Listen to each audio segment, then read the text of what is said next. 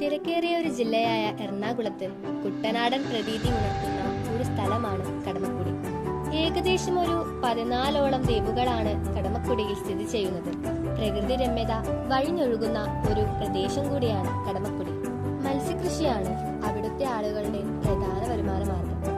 വിഷു സമയത്ത് ഇവിടുത്തെ കെട്ടുകൾ പൊട്ടിക്കും. അതൊരു വ്യത്യസ്തമായ കാഴ്ചയാണ്.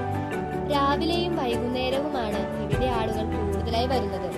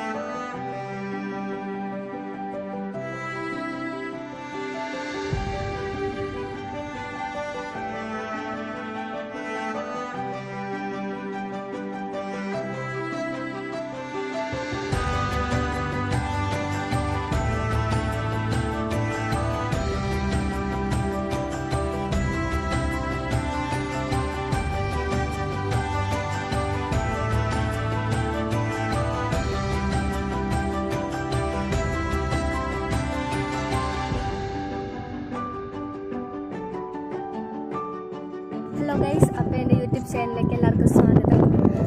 ഞാൻ കുറച്ച് നാളായിട്ടുള്ള യൂട്യൂബ് ചാനൽ തുടങ്ങിയിട്ട് ഇപ്പം ഞാനിവിടെ വന്നേക്കുന്ന സ്പോട്ട് എന്ന് പറഞ്ഞാൽ ഈവനിങ് എല്ലാവർക്കും എൻജോയ് ചെയ്യാൻ പറ്റുന്ന ഒരു സ്പോട്ടാണ്.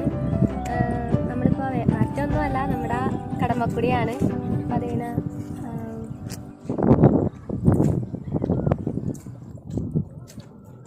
അടിപൊളി ഒരു എക്സ്പീരിയൻസ് ആണ്. നമുക്കിവിടെ വൈകുന്നേരമൊക്കെ വന്നിരിക്കാൻ അടിപൊളിയാണ്.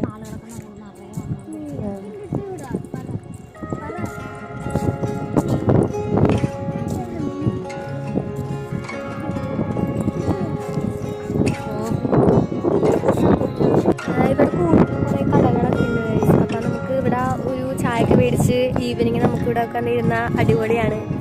ഇപ്പം ഇത്തിരി വെയിലുണ്ട്. കുറച്ചും കൂടി കഴിഞ്ഞിട്ട് ഒരു 6 മണി 7 മണി ആ ടൈമിലൊക്കെ വന്നിട്ടുണ്ടെങ്കിൽ നന്നായിരിക്കും.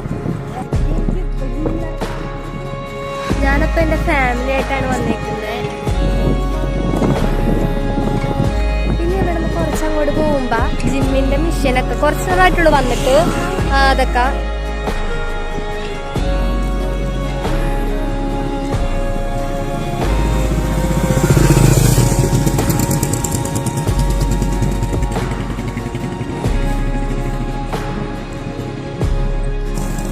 വൈകുന്നേരം ആകുമ്പോഴും ഇവിടെ ആൾക്കാർ ഇങ്ങനെ കൂടി വരും. അത്രയും നല്ലൊരു പ്ലേസാണ്. ഇവിടെ നമുക്ക് വന്നിരിക്കാൻ പറ്റിയൊരു അടിപൊളി.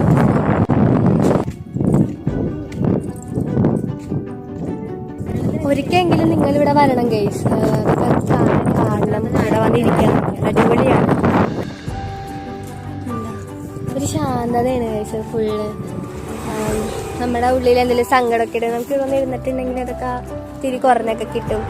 അടിപൊളിയാണ്.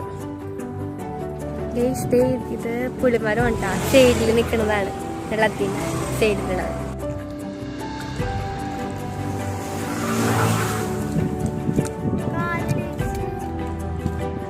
ആ ഭാഗത്താണ് ബോട്ടിംഗ് ഒക്കെ വരുന്നത്. വൈകുന്നേരങ്ങളിൽ ഇവിടെ നല്ല കാറ്റായിരിക്കും. ആ കാറ്റും കൊണ്ട് ഒരു കട്ടനടിച്ചാൽ അടിപൊളിയായിരിക്കും. അതിനായി ഇവിടെ കുറെ പെട്ടിക്കടകളും നമുക്ക് കാണാം. കടമക്കുടിയിലെ കാഴ്ചകൾ നമ്മൾ കണ്ടുല്ലോ. അത്രേ ഉള്ളൂ കടമക്കുടിയിലെ കാഴ്ചകൾ. എല്ലാവരും പറ്റുമെങ്കിൽ അവിടെ പോകണം. വീഡിയോ നിർത്തുവാണ്. പക്ഷെ അടുത്ത വീഡിയോ ആയിട്ട് നമുക്ക് വീണ്ടും കാണാം. അതുവരേക്കും ബൈ.